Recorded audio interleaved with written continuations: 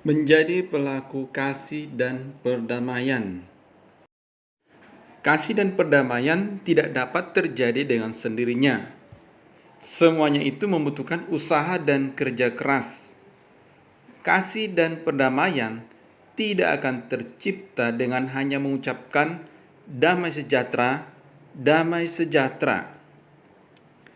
Abigail Disney, filantropis, perempuan pengusaha, aktivis masyarakat yang membuat film pendek Pray the Devil Back to Hell, pernah menulis demikian. Perdamaian adalah sebuah proses. Ini bahkan bukanlah sebuah peristiwa kejadian. Perdamaian adalah sesuatu yang kita buat, yang kita kerjakan. Perdamaian adalah kata kerja. Perdamaian adalah serangkaian pilihan dan keputusan. Ia harus dipertahankan, diperjuangkan. Perdamaian tidak diam-diam. Perdamaian itu bergemuruh. Perdamaian dan juga kasih adalah tindakan, bukan kata benda. Artinya, untuk mewujudkan perdamaian dan kasih, kita perlu melakukan langkah-langkah konkret dalam kehidupan kita. Seluruh perbuatan dan gaya hidup kita mestilah mencerminkan perdamaian dan kasih, sehingga keduanya dapat terwujud dalam masyarakat kita di bumi ini.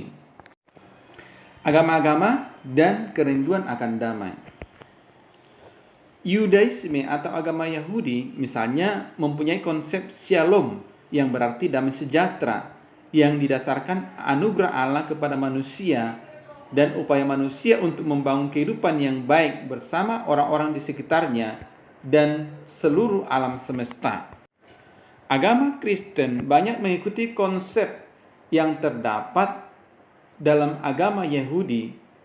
Nama Islam yang kita kenal sebagai sebuah agama didasarkan pada kata salam, sebuah kata dari bahasa Arab yang memiliki akar kata yang sama dengan kata shalom dalam bahasa Ibrani. Dengan kata lain, kata Islam juga berasal dari harapan yang sama akan kehidupan yang penuh dengan kedamaian.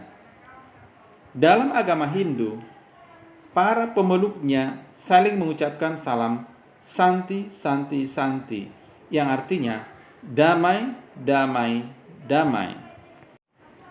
Kehadiran agama-agama dan umatnya tidak secara otomatis menghasilkan kasih dan perdamaian. Manusia perlu berusaha dengan sungguh-sungguh. Pengalaman hidup manusia menunjukkan betapa sering manusia lebih mudah berperang daripada menciptakan perdamaian. Sebagai contoh, dunia pernah mengalami dua perang yang sangat hebat, yaitu Perang Dunia Pertama dan Perang Dunia Kedua.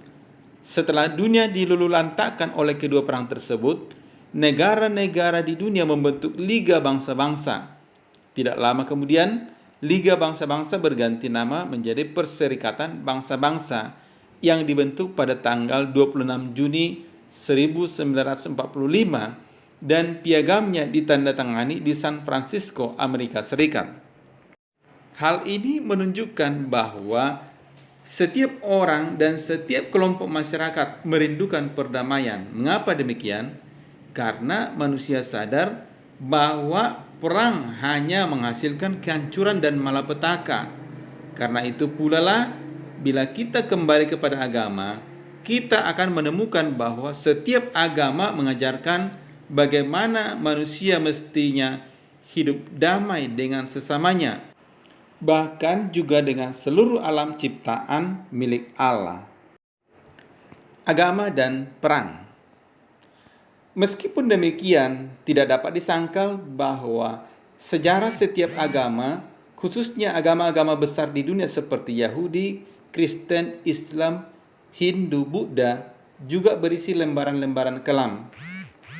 Ketika para pemeluknya terlibat dalam tindak kekerasan dan peperangan yang dilakukan atas nama agama, atas nama Tuhan.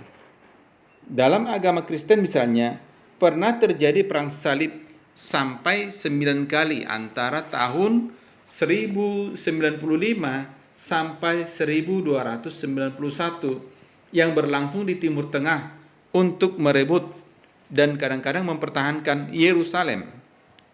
Perang salib ini ditujukan terutama terhadap orang-orang Islam, tetapi kadang-kadang juga terhadap bangsa Slavia yang bukan Kristen pada waktu itu, orang-orang Yahudi, orang-orang Kristen Ortodoks, Rusia dan Yunani, bangsa Mongol, Qatar, orang-orang Hus dan Waldensis, orang-orang Kristen yang menantang Paus dan merupakan cikal bakal orang-orang Protestan, dan berbagai musuh politik Paus. Antara orang-orang Tamil yang umumnya beragama Hindu dan orang-orang Sinhala yang umumnya beragama Buddha di Sri Lanka terjadi pertikaian dan peperangan yang telah menelan ribuan korban. Belakangan ini, kita juga sering mendengar atau membaca berita-berita tentang berbagai teror dan kekerasan yang dilakukan atas nama Tuhan dan agama. Penyerangan atas gedung World Trade Center di New York pada 11 September 2001 dilakukan atas nama Tuhan. Demikian pula serangan yang dilakukan oleh sebuah gerakan agama baru, Aum Shinrikyo, di 5 stasiun kereta api bawah tanah di Tokyo pada 20 Maret 1995. Anggota kelompok ini berhasil menyebarkan gas sarin yang mematikan. Akibatnya 11 orang tewas dan 5.000-an orang luka-luka. Dalam perang Bosnia, tentara Serbia membunuh dan memperkosa ribuan orang Kroasia, Slovenia, dan Bosnia dengan alasan-alasan keagamaan.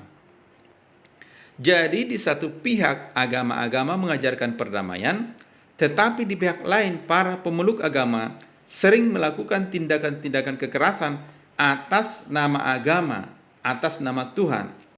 Rasa takut. Peperangan dan konflik yang berlangsung dalam sejarah manusia biasanya disebabkan karena keinginan untuk mempertahankan atau merebut sumber-sumber yang langka.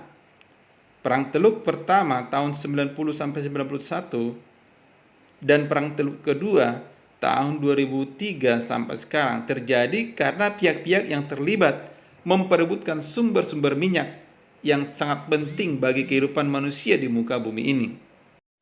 Perang dan konflik juga dapat terjadi karena kebanggaan semu akan keunggulan bangsa sendiri.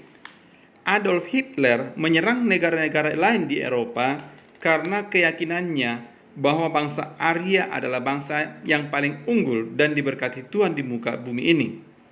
Mereka ditakdirkan untuk menjadi pemimpin dunia. Begitu pula pembantaian atas 800.000 warga suku Tutsi oleh suku Hutu selama 100 hari di Rwanda tahun 1994. Terjadi karena suku Hutu yakin bahwa suku Tutsi hanyalah kecoa yang layak dihancurkan.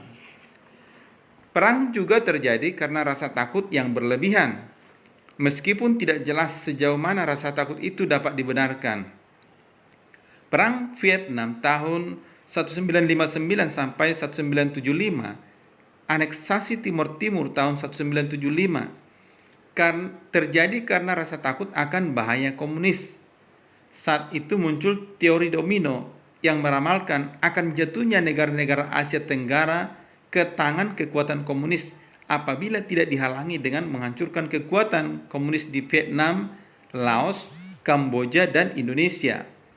Penghancuran terhadap PKI di Indonesia pada awal pemerintahan Orde Baru juga terjadi karena alasan ini.